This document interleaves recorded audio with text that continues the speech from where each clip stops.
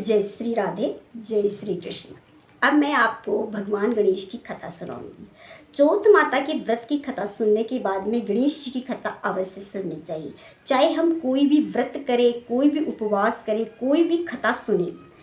वैसे तो भगवान की गणेश की पूजा सर्वप्रथम की जाती है। जब हम कहानी कथा सुनते हैं तो बाद में भगवान गणेश की कथा सुनते हैं, ये विधान है। जब हम कोई भी व्रत करें तो भगवान गणेश को याद अवश्य करना चाहिए। जब हम किसी देवता की पूजा करें तो पहले भगवान गणेश को प्रणाम करके ही पूजा शुरू करनी चाहिए। ओम वक्रतुंड महाकाय सूर्यकोटि समप्रभ निर्विघ्न कार्येषु सर्वदा। इस मंत्र का नाम लेकर, इस मंत्र को जप कर भगवान गणेश को प्रणाम किया जाए तो सभी विघ्नों का नाश होता है और भगवान गणेश प्रसन्न होते और मनोवांछित फल की प्राप्ति करती है। तो मैं आपको एक गणेश जी की भगवान की कथा सुनाती हूँ। एक साहूकार था, एक ब्राह्मण था जो बड़ा ही ठाठ गरीब इंसान था। उसकी कोई भी संतान नहीं थी। उसकी पत्नी और वह एक छोटे से मकान में रहता था। ज़्यादातर उसका एक ही कमरा था और छोटा सा चौक था। तो वह भगवान गणेश का परम भगत था। वह हमेशा भगवान गणेश की स्तुति और पूजा किया करता था। बचपन से ही वह गणेश भगवान का भगत था। तो क्या हुआ, कुछ दिनों बाद में उसकी पत्नी उसके साथ रहने लगी। पहले वह मायके में थी, जब रहने लगी तो उसके यहाँ तो एक ही कमरा था। तो एक कमरे की एक छोटी सी अलमारी में भगवान गणेश की मूर्ति स्थापित कर रखी और उसकी से धूमधाम अच्छे से पूजा करता। वह अपने कपड़ों पर जितना ध्यान नहीं देता, अपनी पत्नी के कपड़ों पर ध्यान नहीं देता, अपनी पत्नी के खाने पीने की चीज़ों का ध्यान नहीं देता, परंतु भगवान गणेश को अच्छे अच्छे मोदकों से भोग लगाता, उसके लिए अच्छे कपड़े, उसकी हर चीज़ की व्यवस्था अच्छे से करता और उन्हें भगवान को सिंदूर लगाता, उन पर चांदी का वर्क भी लगाता। तो उससे उनकी मूर्ति चमकती दमकती थी। एक बार क्या हुआ, कई रिश्तेदार के यहाँ से उसके यहाँ बुलावा आया कि कुछ दिनों की पूजा पाठ है, वह तुम करने के लिए आ जाओ, तो तुम हमारे यहाँ रहना पड़ेगा। तो वह साहू अपनी पत्नी से बोलता है ब्राह्मणी से कि हे ब्राह्मणी, अगर तुम मेरे गणेश की पूजा कर दो तो मैं उनके यहाँ जाकर कुछ पूजा पाठ करवाऊँ, जिससे हमारे भी कुछ गुजारा हो जाए खाने पीने का। अभी इस गांव में थोड़ा ही काम है तो दूसरे गांव में जाके मैं 1-2 दिन में आ जाऊँगा, तुम भगवान गणेश की पूजा कर देंगे। साहू ब्राह्मणी कहने लगी हाँ हाँ आप जाइए, कुछ कमा के ले आइए, गणेश जी को तो मैं पिला दूंगी, जो भी ये खाएंगे पिएंगे मैं खिला दूंगी। ठीक है, मैं इनको नहला दूंगी दहला दूंगी। अब क्या है कि दूसरे दिन जब ब्राह्मणी सवेरे उठी स्नान करके और भगवान गणेश को नहलाने लगी तो भगवान गणेश क्या है कि चमक रहे थे। उनकी वो पन्नी जो लग रही थी वह इधर से सूर्य की रोशनी की किरण गणेश जी पर पड़ रही थी, तो वो उनकी वह मूर्ति इस तरह चमक रही थी और उसकी आंखों में पलकें पड़ रही थी। वह कहती गणेश जी क्या कर रहा है, तुम मेरी आंखों में पलके क्यों पटक रहे हो। तब भी गणेश नहीं माने। अब गणेश की मूर्ति थी, पलके पड़ रहे थे, वह प्राकृतिक था, परंतु वह सोच रही थी कि ये गणेश ही कर रहे हैं। वह गणेश से फिर कहती गणेश मान जाओ, तुम मेरी आंखों में पलका मत पटको, ये तुम्हारे नखरे हैं ना, पंडित जी सहन करेंगे, मैं सहन नहीं करूँगी, तुम मान जाओ वरना मैं अभी तुम्हें बताती हूँ। परंतु भगवान गणेश की उस मूर्ति से पलके पड़ते रहे। वह भगवान गणेश की मूर्ति के पास गई और बोली तुम्हें पंडित जी ने सर पे चढ़ा लिया है। वह तुम्हें अच्छे अच्छे मोदक खाने को देते हैं, अच्छे अच्छे पहनने को देते हैं और सारे दिन जय गणेश करे जाते हैं। तुम्हारी आरती पूजा घंटी बजाना ये सब करते रहते हैं, इसलिए तुम बहुत सर पे चढ़ गए हो। अभी मैं तुम्हें बताती हूँ, तुम नहीं मानते।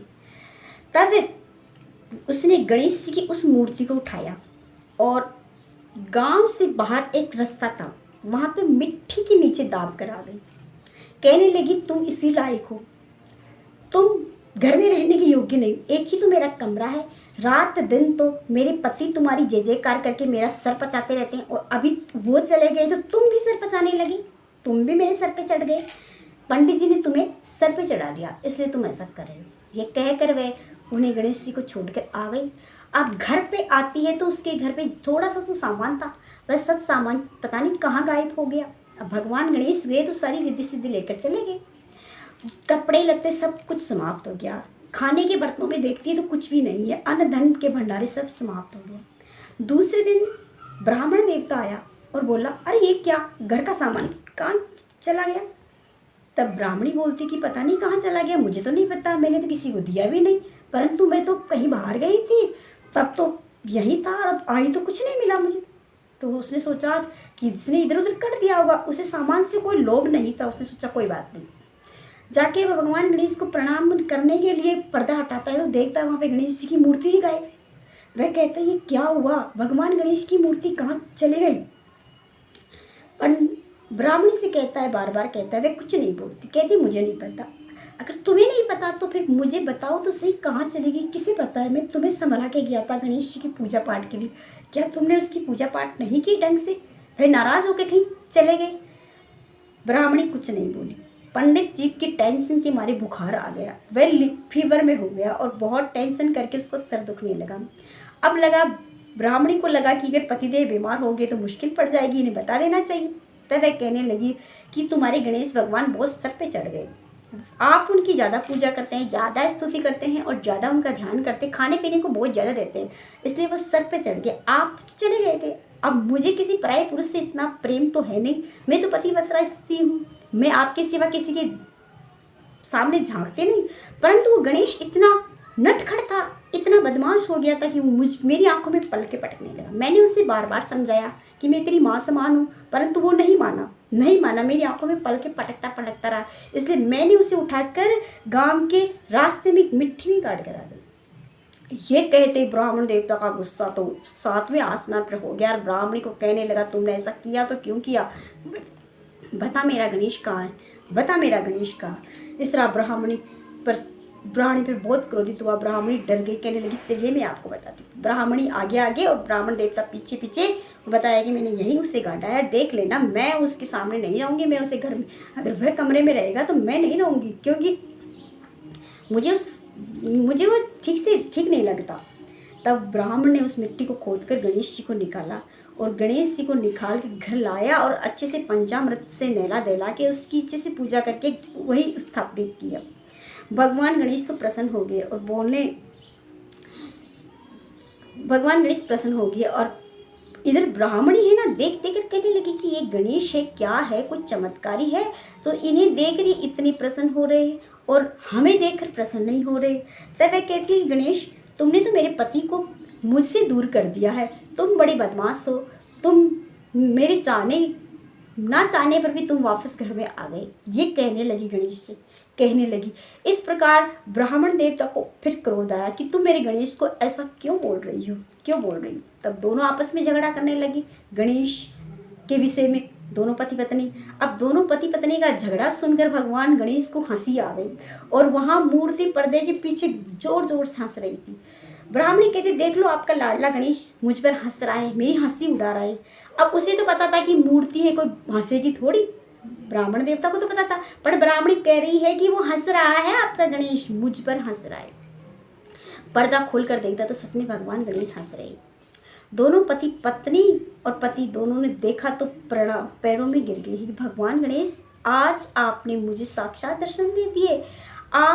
मैंने सोचा कि आप मूर्ति रूप में है, आप नहीं हंस सकते, आप नहीं ऐसा कुछ कर सकता। मैंने ब्राह्मणी को सोचा कि ये आप पर झूठे इल्ज़ाम लग रही है, परंतु आप तो साक्षात हंस रहे हैं और आपने सच में मेरी पत्नी को इस तरह से देखा। ये ब्राह्मण देवता ने गणेश जी से कहा तो गणेश जी ने बोला, आप तुम्हारी पत्नी बिल्कुल ठीक कर रही हो, इसके मन में कोई पाप छल कपट नहीं है, परंतु ये पतिव्रता स्त्री है, इसलिए मेरा देखना इसे सुहाया नहीं, इसलिए ये मुझे मिट्टी में गाड़ आई। मैं इस पर प्रसन्न हूँ, जो भी है जैसी भी है तुम्हारी पत्नी है, तुम्हारी जाने के बाद में मेरा ध्यान रखा, परंतु मेरे छोटे से मजाक की वजह से मुझे गाड़ आई।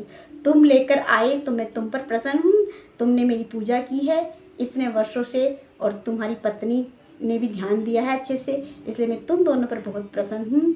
तुम्हारी पत्नी मुझे साक्षात इंसान की तरह समझकर ही कहती थी कि तुम मैं खिला के सर पे चढ़ा लिया है, इसलिए बात पर मैं प्रसन्न हो गया हूँ, क्योंकि इसने मुझे खाने वाला ही समझा, इसलिए मैं प्रसन्न हो गया हूँ। इसने जो समझा बहुत ही अच्छा समझा, मुझे इसके भाव बहुत अच्छे लगे, इसके मन से जो मेरे सामने आकर बोला वो मुझे भा गया, इसलिए मैं तुम्हारी पत्नी पर बहुत प्रसन्न हूँ।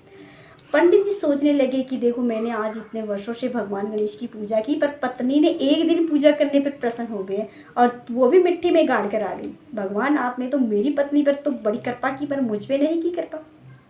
तब का तुम्हारा और तुम्हारी पत्नी का कोई बाटा तो है नहीं, तुम दोनों पर ही कृपा है। तुम्हारे घर के भंडार भर जाएंगे और तुम्हारी जल्द ही एक पुत्र की प्राप्ति होगी। और जब तुम्हारी पुत्र की प्राप्ति हो जाए और तुम्हारे घर में अन्न धन की कोई कमी ना रहे तो मेरा एक मंदिर अवश्य बनवा देना। इस तरह भगवान अंतर्ध्यान हो गए और कुछ दिनों में उसकी पत्नी को एक पुत्र हुआ और उसके घर में घर भी बड़ा हो गया और अन्न धन के भंडारे भर गई। पंडित जी ने एक गणेश भगवान का छोटा सा मंदिर बनवा दिया। इस प्रकार भगवान गणेश निरिद्धि सिद्धि समेत उनके घर में विराजमान हो गए। तो ये थी भगवान गणेश की छोटी सी कथा। आपको कैसी लगी? अच्छी लगी तो मेरे चैनल को लाइक कर दीजिए, सब्सक्राइब कर दीजिए। और आज मैंने कई दिनों से कथा सुनाई है, इस कथा को अवश्य सुनो। जय श्री कृष्ण, जय श्री राधे।